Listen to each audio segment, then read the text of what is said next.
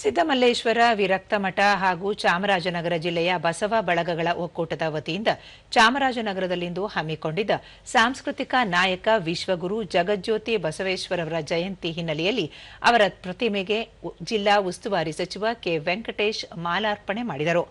ಈ ವೇಳೆ ಸುತ್ತೂರು ಮಠದ ಶಿವರಾತ್ರಿ ದೇಶಿಕೇಂದ್ರ ಸ್ವಾಮೀಜಿ, ಸಿದ್ದಮಲ್ಲೇಶ್ವರ ವಿರಕ್ತ ಮಠದ ಚನ್ನಬಸವ ಸ್ವಾಮೀಜಿ, ಮರ್ಯಾಲ ಮಠದ ಇಮ್ಮಡಿ ಮುರುಘರಾಜೇಂದ್ರ ಸ್ವಾಮೀಜಿ, ಶಾಸಕರಾದ C Puttaranga Shetty, H M Ganesh Prasad, M R Manjunath, ಜಿಲ್ಲಾಧಿಕಾರಿ ಶ್ರೀರೂಪ, ಜಿಲ್ಲಾ ಪಂಚಾಯಿತಿ ಮುಖ್ಯ ಕಾರ್ಯನಿರ್ವಹಣಾಧಿಕಾರಿ ಮೋನಾ ರಾವತ್, ಜಿಲ್ಲಾ ಪೊಲೀಸ್ ವರಿಷ್ಠಾಧಿಕಾರಿ ಮುತ್ತುರಾಜು ಸೇರಿದಂತೆ ಹಲವರು ಉಪಸ್ಥಿತರಿದ್ದರು.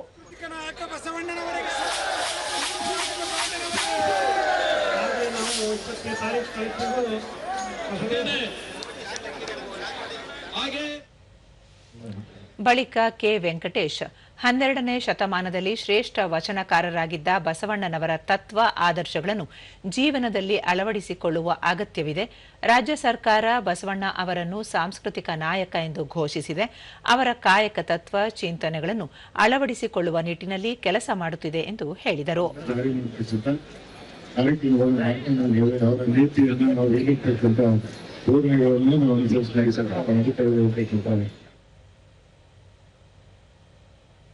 ಪುಟ್ಟರಂಗ ಶೆಟ್ಟಿ ಬಸವಣ್ಣನವರು ತಮ್ಮ ವಚನಗಳ ಮೂಲಕ ಸಮಾಜದ ಅಂಕುಡೊಂಕುಗಳನ್ನು ತಿದ್ದುವ ಮೂಲಕ ಸಮ ಸಮಾಜ ನಿರ್ಮಾಣಕ್ಕೆ ನಾಂದಿ ಹಾಡಿದ್ದರು ಎಂದು ತಿಳಿಸಿದರು.